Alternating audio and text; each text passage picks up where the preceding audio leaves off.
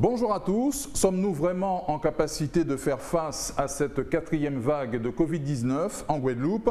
Le confinement strict produira-t-il ses effets d'ici au 1er septembre prochain? Souvent en première ligne, comment les médecins libéraux gèrent-ils la situation? Le docteur Guy Ursule, vice-président de l'Union régionale des médecins libéraux, est l'invité de Franc-Parler. Guy Ursule, bonjour. Bonjour. Bonjour docteur. Cette quatrième vague est en train de faire un carnage en Guadeloupe. Ce n'est plus seulement la réa qui est saturée au CHU, ce sont les services mortuaires de l'hôpital. Le combat que nous menons n'est-il pas déjà perdu? Tant qu'il y a vie, il y a espoir. Je pense que nous devons nous mobiliser, nous devons agir pour réduire autant que faire se peut l'impact de ce que nous devons appeler une catastrophe. C'est ça, c'est une catastrophe là. C'est une catastrophe, mais malgré tout, nous avons le devoir d'agir. Agir comment? Agir en structurant la réponse de la médecine. C'est ce que fait l'hôpital. L'hôpital s'adapte chaque jour à la réalité, une réalité qui bouge d'heure en heure. La médecine de ville, pareillement. Nous avons diffusé des guides par rapport à la manière de décider. Ce matin encore, j'étais avec la présidente pour que nous puissions diffuser à chaque médecin des guidelines pour leur dire voilà le tableau de bord auquel vous avez accès pour pouvoir vérifier l'état de vos patients. Moi, j'ai un confrère, il avait hier 90 patients Covid, aujourd'hui il en a 100, mais il prend son téléphone, il les appelle parce qu'à la voix, vous pouvez savoir si quelqu'un sature ou pas, s'il désature. À la voix, vous voyez que quelqu'un est en difficulté. Et donc lui, il assure son suivi et on fait en sorte que le plus grand nombre de médecins soient à même d'assurer ce suivi pour déclencher la réponse adaptée au bon moment. Très bien. Nos compatriotes doivent comprendre, docteur Ursule, qu'il n'y a plus lieu de verser dans les polémiques. Cela, je l'ai dit il y a un an, au mois de mars de l'année dernière, j'ai dit que nous sommes dans une guerre, avant que d'autres ne le disent, et que dans les conditions d'une guerre, on n'a qu'un ennemi, cela aussi je l'ai dit. Nous n'avons qu'un ennemi, le virus, le virus, le virus. C'est cela. Il faut que nous puissions nous dire que face à nous, il y a un ennemi d'une intelligence infinie, dont le génie propre est mortifère, et face à ça, nos divisions ne peuvent que servir l'ennemi. L'ennemi, c'est le virus. C'est pas vous, c'est pas qui que ce soit d'autre. Et cet ennemi, il ne s'attaque pas seulement à nous, Guadeloupéens, il s'attaque à l'univers entier. Oui. Face à cette situation sanitaire extrêmement grave, quelle est la position et le niveau d'implication de l'Union régionale des médecins libéraux de Guadeloupe? Elle est totale, puisque nous nous mobilisons localement, nous nous mobilisons également au niveau national. Si je vous fais l'inventaire de toutes les réunions que nous avons eues depuis samedi matin, vous allez ouvrir de grands yeux en disant mais c'est pas possible, à quel moment ils vivent. Mais nous sommes comme ça mobilisés parce que il faut, au niveau national, il y a des demandes et on doit organiser un certain nombre de choses. Au niveau local, nous devons nous organiser en interne au niveau de l'instance dirigeante donc de l'URPS. Nous devons ensuite répercuter tout ça dans les groupes auxquels nous travaillons parce que il faut assurer une mobilisation, une harmonisation des points de vue, une harmonisation dans l'action. Voilà. Très bien. Et comment ça s'articule dans le quotidien concrètement entre vous, l'ARS, l'hôpital, les hôpitaux, les centres hospitaliers? Mais nous avons des échanges permanents. Nous avons la diffusion des tableaux de bord de l'hôpital. Hier, le co-vice-président, l'autre vice-président a écrit donc à l'hôpital pour demander un certain nombre de choses par rapport à l'organisation de la diffusion des traitements aux anticorps monoclonaux. Et l'URPS est sur ce chantier depuis le mois d'avril pour sensibiliser les médecins à l'usage de ces anticorps monoclonaux qui sont disponibles depuis cette date en Guadeloupe et faire en sorte qu'on puisse multiplier éventuellement, si c'est possible, puisqu'il y a des contraintes légales et réglementaires qui font que tout n'est pas possible, mais il faut lever les obstacles et cela, nous nous acharnons à le faire et nous réussirons à le faire. Vous pouvez nous en dire plus sur ces anticorps là dont vous venez de parler? En gros, si je vous dis que Trump, eh ben voilà, il a bénéficié de ce traitement qui était à l'époque expérimental et qui est maintenant invalidé et est disponible chez nous en Guadeloupe. C'est-à-dire que bon, qu'en Guadeloupe, on peut avoir, il y a des gens qui ont eu le traitement dont a bénéficié le président américain, enfin l'ancien président américain, Donald Trump. Ce sont des anticorps monoclonaux, c'est-à-dire des anticorps qui sont injectés,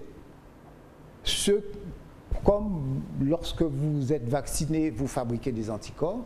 Ben, si vous n'avez pas d'anticorps, ben, on vous les apporte par ce biais-là. Très bien. Les chiffres sont têtus, la réalité est là. Malgré cela, la contestation anti-vax demeure tenace. Comment l'expliquez-vous? Alors, déjà, il faut se dire quand même que nous sommes face à un virus qui est extrêmement virulent et angoissant et inquiétant. Et face à cette angoisse, le déni est une arme. Si vous dites, moi, j'ai quand même quelqu'un, un médecin, qui m'a dit pendant 1 heure que le virus n'existait pas, que c'est le virus de la peur. Mais ma propre peur peut m'amener à dire que le virus n'existe pas. À partir du moment où je dis que le virus n'existe pas, je n'ai plus peur. Je ne me défends plus, mais je n'ai plus peur, je suis rassuré. Donc il y a quelque chose de cet ordre-là. Mais cette peur du virus, elle se déplace. Ça a été la peur du masque qui va provoquer toutes sortes de choses. Ça va empêcher de respirer, ça va altérer l'intelligence des enfants. Ça a été ensuite la peur du vaccin. Ensuite, la peur du vaccin s'est déplacée sur la peur de l'ARN messager.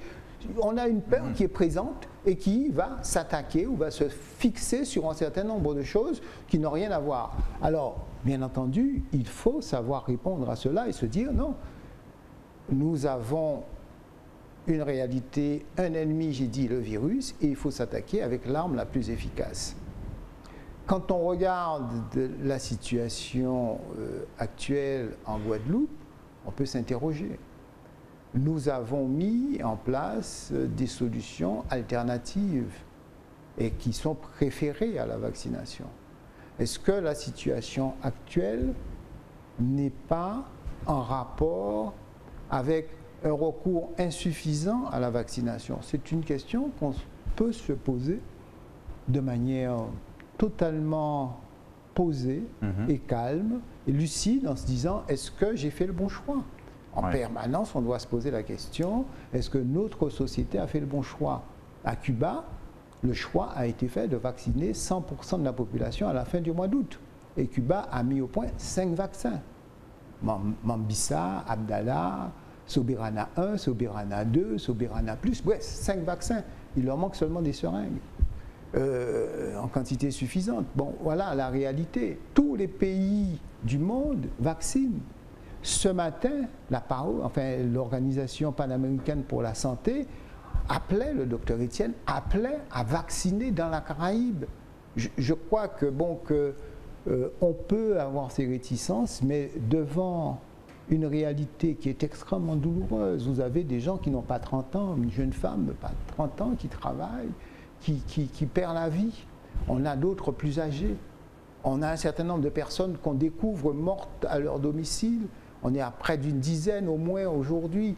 Je pense qu'il faut maintenant regarder la réalité et se dire qu'on ne peut plus se faire la guerre entre nous, on ne peut plus se dire des choses, mais on doit regarder la réalité en face. Si dès le mois de janvier 2020, l'OMS a dit nous sommes face à une pandémie, il va falloir trouver un vaccin et vite, je pense qu'il faut peut-être qu'on commence à l'entendre parce que nous sommes devant une réalité qui est douloureuse et que nous devons affronter avec détermination pour pouvoir la vaincre.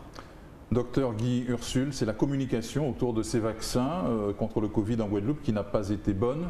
C'est la cause principale de cette défiance selon vous? Je pense que la défiance préexistait à l'existence du vaccin. Le terrain était là. Et par-delà ça, il y a un certain nombre de forces qui non seulement veulent s'en prendre au vaccin, veulent s'en prendre tout simplement à la médecine telle que nous la connaissons. Je pense que, mais ce n'est pas le moment de parler de tout ça. Je pense qu'il faut simplement permettre à la population de comprendre que lorsqu'elle a un problème de santé, elle s'adresse à son médecin et généralement, ce médecin qui a fait quand même un certain nombre d'années d'études essaye de prendre en compte l'intérêt de son patient. Je vais vous dire une chose. Si nous, médecins sachants donc, nous nous étions contentés de nous vacciner, si nous nous étions contentés de vacciner nos proches, si nous nous étions contentés de dire à nos amis de se vacciner, sans nous dire à la population dans son ensemble, vaccinez-vous, qu'est-ce qu'on entendrait dans 10 ans, à savoir que bon... Vous auriez été mis au bûcher, voilà. Ça c'est clair. Par contre, quelqu'un qui n'est pas un sachant, qui dit de prendre ceci ou de prendre cela, demain, il aura tout à fait la possibilité de dire, mais non, mais moi je ne suis pas médecin, c'était au médecin de faire ce boulot-là et de vous dire de vous vacciner. Moi, de bonne foi, j'ai pensé que ça allait marcher, d'autant plus qu'un tel a dit, qu'un tel a dit et que telle personne a dit. Nous, médecins, nous n'avons pas cette possibilité-là. Nous avons le devoir d'éclairer notre population qui nous a quand même payé des études, puisque nous sommes tous issus de l'université, qui est quand même bien publique et financée par de l'argent public. Nous devons cela à notre population. Pour moi, c'est un devoir d'éclairer mes frères et sœurs guadeloupéens. La pharmacopée locale ne peut être qu'un complément et non une alternative. C'est ce que vous défendez. Très sincèrement, le débat pour moi n'est pas pour ou contre la pharmacopée locale. Je vais vous dire quand même, nous médecins, nous connaissons cette histoire. Le thé à sonnette qu'on donnait à tous les enfants, il a fallu que des médecins, entre autres, l'un de mes prédécesseurs, le docteur Jacques Rugard, que vous avez connu certainement, qu'un certain nombre dans les années 60 de médecins guadeloupéens disent, mais non, attention. Il y a quelqu'un qui me racontait encore samedi, mais oui, je travaillais dans un dispensaire à Sainte-Anne, on a amené un enfant avec le ventre en état d'insuffisance hépatique, et c'est le docteur, notre confrère Edzol, qui l'a envoyé à l'hôpital. Il dit non, il faut l'envoyer, parce que la mère lui donnait du thé à sonnette, un bébé de 9 mois, et la mère elle-même en prenait. Donc, la pharmacopée apporte des choses, je suis le premier à le reconnaître, mais en même temps, elle n'assure pas une sécurité. Je sais qu'il se dit des choses, mais quand on a fait une expérience dans un laboratoire, c'est ce qui s'est passé là. Quand on a connu le génome du virus, il a été diffusé largement. Les travaux, on les publie. Tout ce qui s'est écrit est public sur la COVID, le SARS-CoV-2. Les chercheurs partagent leurs connaissances. Puisque des molécules, il y en a des milliers et des milliers qui sortent et qui sont brevetées. Mais une fois que vous avez trouvé dans votre laboratoire quelque chose, ça fonctionne à température ambiante, mais est-ce que ça va fonctionner à 25 degrés? Est-ce que ça va fonctionner à 30 degrés? Est-ce que ça va fonctionner à 37 degrés, c'est-à-dire dans le corps humain? Qu'est-ce qui va se passer dans le corps humain? Il faut aussi qu'on puisse le savoir et que ces préconisations qui sont faites, il faut aussi qu'elles soient expérimentées. Il faut qu'elles soient expérimentées avec les mêmes règles, ou alors des règles quand même où on dit on va donner un échantillon, ça, et on verra ce qui se passe. Il faut qu'on puisse le savoir. Il faut qu'on puisse également accepter que nos connaissances n'ont pas vocation à être vraies par décret ou par simplement on postule que c'est la bonne réponse. Je crois qu'il y a des vaccins qui ont été testés. Ils ont été testés sur des échantillons. Le vaccin BioNTech, moi je préfère parler de BioNTech parce que c'est Ugur Şahin, l'Allemand d'origine turque, qui l'a mis au point. C'est un chercheur. Pourquoi j'en parle? Parce qu'il connaît l'ARN messager, il a mis au point son vaccin.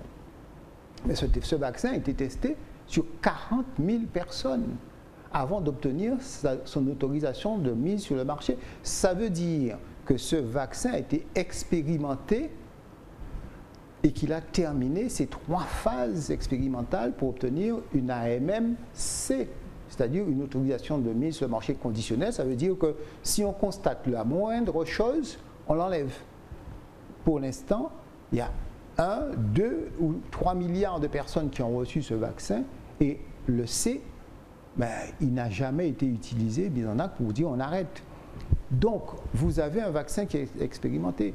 Demain, BioNTech a le BNT 112. C'est un vaccin contre ARN messager, contre le cancer de la prostate.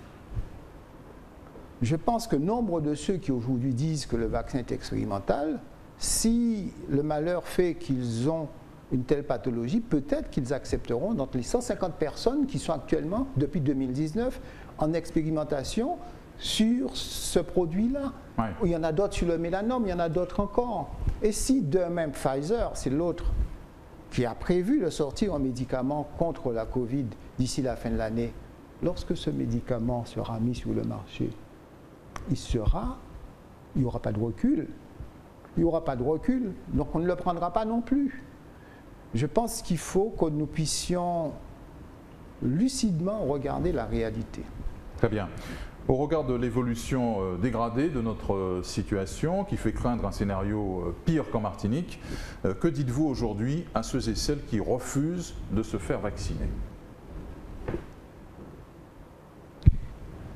Leur dire qu'on comprend qu'ils puissent avoir des craintes. Personnellement, si aujourd'hui je suis vacciné, c'est parce que j'ai surmonté mes propres craintes. Lorsqu'il a été question de vaccin, ben, tout naturellement, j'ai souhaité être vacciné avec un vaccin classique. Mais lorsque les choses ont fait que le vaccin classique a été en difficulté, je me suis penché sur l'ARN messager et sur les vaccins ARN messager et j'ai découvert un univers merveilleux. Pour moi, c'est l'équivalent de la découverte des antibiotiques. Et pour l'humanité, c'est l'équivalent de la découverte de la roue. La médecine est en train de faire un saut. Bien entendu, toute notre énergie est consacrée à la lutte contre la Covid, mais la médecine, grâce à ce grand malheur, a fait un bond, fera un bond.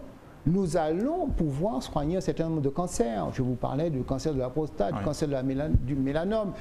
On va pouvoir, il y a déjà des vaccins contre l'HIV, contre le chikungunya, contre la grippe avec l'ARN messager qui est efficace à 90%, alors que les autres sont à 60%. Et quand on regarde bien le nombre de maladies virales qui sont aujourd'hui éradiquées grâce à la vaccination, vous avez la variole, vous avez la fièvre jaune, enfin, il y a tout un ensemble de choses. Et je crois qu'il faut maintenant regarder la réalité et se dire il faut se faire vacciner parce qu'on n'a plus le choix. Le recul, on l'a. Et reculer plus, c'est peut-être se faire attraper par le virus. Nous sommes en train de jouer à cache-cache avec un ennemi extrêmement brutal, extrêmement assoiffé de vie humaine. Il n'hésite pas à nous prendre notre vie, ceux que nous aimons, ceux qui nous sont proches. Et ces malheurs vont progressivement se rapprocher de notre proximité et se multiplier. Je pense que nous n'avons plus le droit d'attendre. Nous n'avons plus le droit de nous faire la guerre entre nous. Nous avons un ennemi, le virus. Nous avons le devoir de l'attaquer, de ne lui laisser aucun répit à ce virus. Et mobiliser toutes les ressources disponibles. Notre temps, nous ne le comptons plus. Notre énergie, notre efficacité, nous travaillons à être plus efficaces dans le diagnostic et dans la prise en charge. Maintenant, nous travaillons aussi à convaincre nos compatriotes qu'il faut qu'ils comprennent que leur devoir pour sauver aussi nos entreprises, qui souffrent aussi. Quand vous avez dans une entreprise 4, 5, 6 personnes qui ne peuvent pas venir travailler, quand vous avez des restaurants qui ferment régulièrement sur une année, quand à la rentrée on ne pourra pas vraisemblablement ouvrir les écoles et que nos enfants, après 2 ans, vont se retrouver avec une école en pointillé.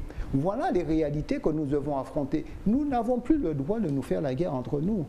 Nous n'avons qu'une chose à faire, nous réunir pour combattre. Nous n'avons qu'une chose à faire, nous réunir pour vaincre notre seul ennemi, le virus. Très bien. Cette violence dans les prises de position sur les réseaux sociaux, contre les pro-vax, contre les élus également, qui sont ciblés par certains, que vous inspire-t-elle? Mais moi, je dis que nous n'avons qu'un ennemi, c'est le virus.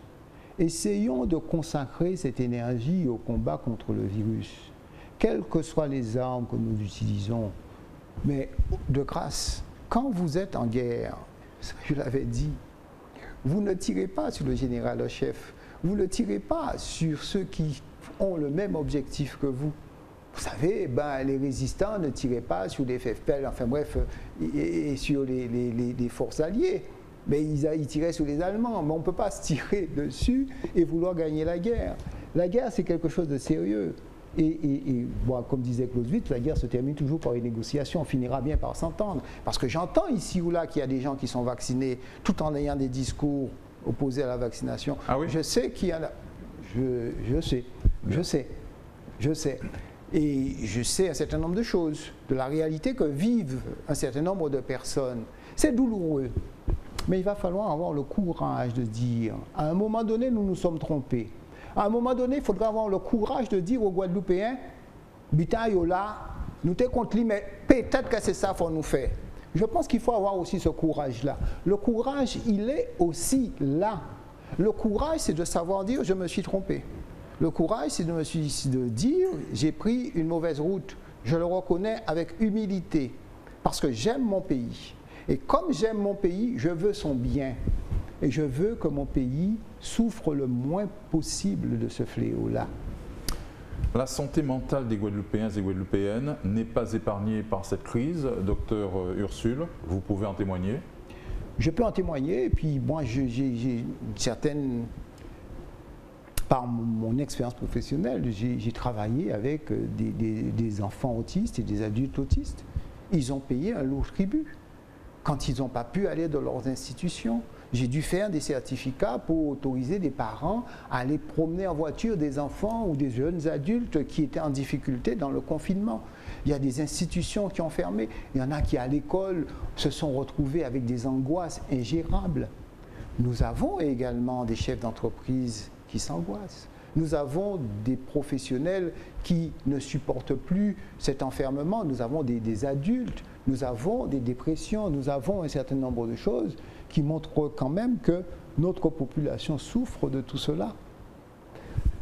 Alors que le confinement, il n'a qu'un but, c'est de freiner la course du virus pour soulager l'hôpital et non pas pour éradiquer le virus. Puisque à chaque fin de confinement, on a l'impression que c'est la libération, comment le humer.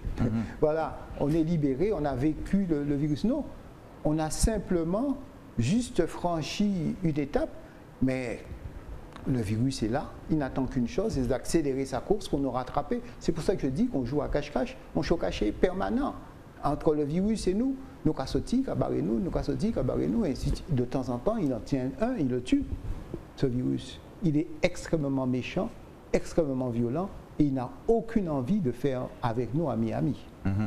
Vous en appelez donc à une prise de conscience générale?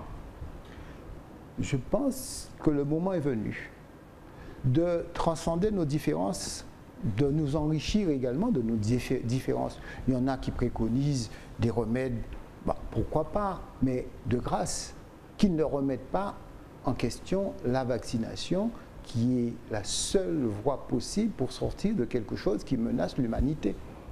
Quand même, l'État a mis déjà au moins 300 milliards sur la table pour ça, et ce sont nos enfants qui vont payer ces sommes par les impôts et leurs cotisations, parce qu'on est parti pour au moins 50 ans pour rembourser ça.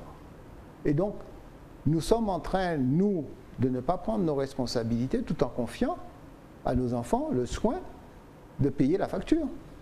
Puisque plus ça dure et plus on met en difficulté l'économie. Il faut aussi se dire que plus on laisse circuler le virus, et plus il mute, plus il devient méchant. Demain, un virus, déjà on parle d'un variant colombien. La Colombie fabrique des choses apparemment extrêmement efficaces. D'où un variant colombien. Et grâce à l'ARN messager, il va peut-être être possible de mettre très rapidement au point un vaccin efficace contre ce variant colombien ou ce super variant qui n'est pas encore présent. Et c'est grâce à l'ARN messager, mais à ce moment-là, cette fois-ci de grâce, il faudra qu'on se vaccine vite et en masse pour qu'on soit tous immunisés et qu'on tous réconciliés, on puisse dire nous avons gagné, nous avons vaincu le virus. Très bien. Voilà ce que je souhaite à mon pays, voilà ce que je souhaite à l'espèce humaine, puisqu'il s'agit quand même de ça. C'est notre civilisation qui est menacée là. Docteur Guy Ursule, merci d'être venu jusqu'à nous sur le plateau de Franc-Parler.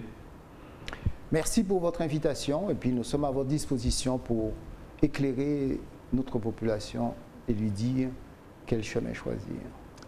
Merci à vous de nous avoir suivis. L'actualité continue sur Éclair TV et surtout, prenez soin de vous.